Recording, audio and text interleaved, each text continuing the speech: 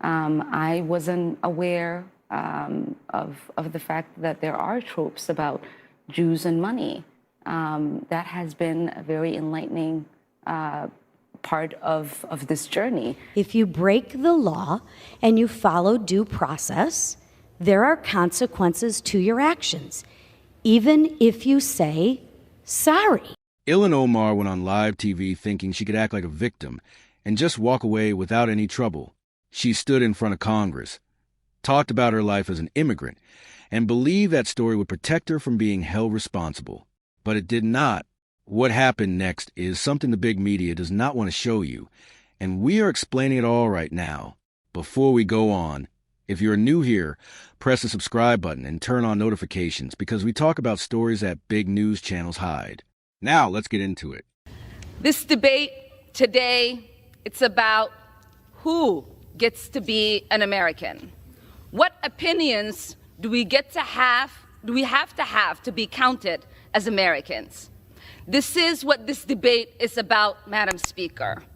There is this idea that you are a suspect if you are an immigrant, or if you are from certain parts of the world, or a certain skin tone, or a Muslim.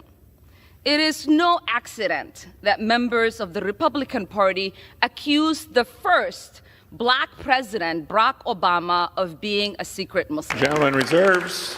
Gentlelady from Michigan is recognized. Thank you, Mr. Speaker. And to use that logic, well, then all those people should have just said sorry and we'd move on, right? But no, we don't do that.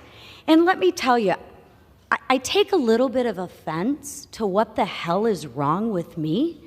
I'll tell you, there's nothing wrong with me. I took an oath to defend the Constitution, and that's exactly what I'm going to do. Again, I'm not going to apologize for it. I'm going to hold the Constitution, and it's very simple. We really shouldn't even have this debate. If you break the law and you follow due process, there are consequences to your actions, even if you say sorry. So we can try all of the diversion tactics that we would like. It doesn't change the fact that someone broke the law and that someone should be held accountable. It is disappointing, Mr. Speaker, that their own party can't hold them accountable, that they have such hypocrisy. So with that, I yield 2 minutes to my friend from New York, Nicole Meliatakis. Gentlelady is recognized for 2 minutes. Thank you. Talk about what Representative Omar has said, talking about that, because I think it's important to put this in context. In February of 2019, Representative Omar tweeted, and I quote, "It's all about the Benjamins, baby," in reference to American support for Israel. She said that AIPAC was buying U.S. representatives. House Speaker Nancy Pelosi and the entire Democratic leadership actually condemned Representative Omar for these anti-Semitic comments.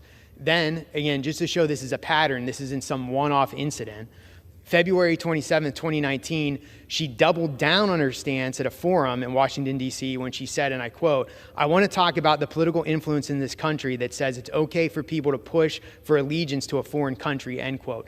Clearly, she's going back to the trope that Jewish Americans have a dual loyalty between the United States and Israel.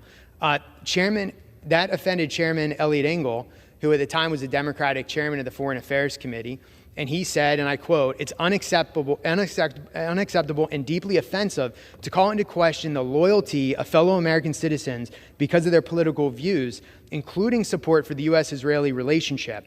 We all take the same oath. Worse, Representative Omar's comments leveled that charge by invoking a vile anti-Semitic slur," end quote. Again, that's not me saying that. That's a former Democratic chair of the House Foreign Affairs Committee. Further, in March 2019, Representative Omar trivialized the terrorist attacks of September 11th that killed just about 3,000 U.S. citizens by describing it as, and I quote, "some people did something." Her words.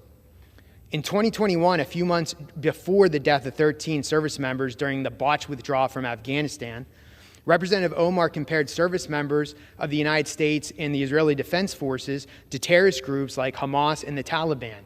She tweeted, and I quote, "We have seen unthinkable atrocities committed by the U.S., Hamas, Israel, Afghanistan, and the Taliban," end quote. To think that a representative here in this body would equate the Israeli Defense Force and the American service members to Hamas and the Taliban speaks volumes. It's unacceptable. That person should not be on the Foreign Affairs Committee. Representative Omar's Democratic colleagues sent a statement asking her to clarify those remarks because it was offensive and misguided. Again, the words of my colleagues across the aisle about Representative Ilhan Omar's words, and she refused to apologize. In May of 2021, Representative Omar accused Israel of committing war crimes following days of conflict between Israel and Hamas, where Hamas was launching rockets into Israel that saw thousands of missiles fired indiscriminately at Jerusalem and Tel Aviv, killing civilians. And she described Israel's defensive posture as war crimes, saying nothing about the terrorist attacks of Hamas. So spare me the false outrage over her comments. She has proven time and time again that she should not be on the Foreign Affairs Committee. But I'd like to yield 5 minutes to my good friend from the state of Florida, Representative Maria Salazar. All right. Omar walked up to the podium and did what she always does. She made about race, about religion, about who she is. She is Muslim. She is an immigrant. She is from Africa. And according to her, that is the reason people are going after her. That is the reason she is being silenced. This is the same old trick. The same victim story from a woman who has been doing this since she came to Washington.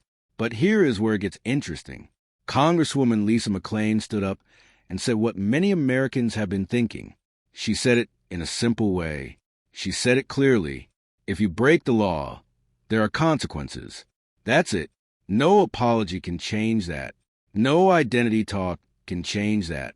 The legal process does not care about your personal story. The Constitution does not give special treatment to members of Congress who think the rules do not apply to them. McClain did not accept any excuses. And she was right.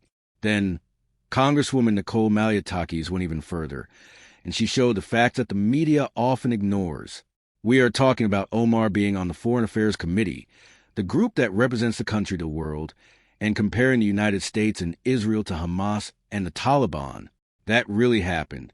She also said America is responsible for the problems in Venezuela, instead of blaming years of socialist rule under Chavez and Maduro. And of course, we cannot forget the well-known quote about September 11th. Some people did something. Some people did something. Almost 3,000 Americans were killed in their own country, and that is how she described it. Maliotakis made it clear she judges both sides the same way, and that kind of fairness is missing in Washington today. Here is the main point. This was never about Ilhan Omar being an immigrant. No serious person is attacking her for where she was born. This is about what she has done with the position the American people gave her. She has used that position to speak badly about this country, to create division, and to use language that sounds more like something from an anti-American event, not from Congress. America has been very generous, and the response has been disrespect. If you believe elected leaders should follow the same rules, no matter how they look, where they come from, or what religion they follow, hit the like button, leave a comment below, and make sure you are subscribed. We are not done talking about this, and you do not want to miss what happens next.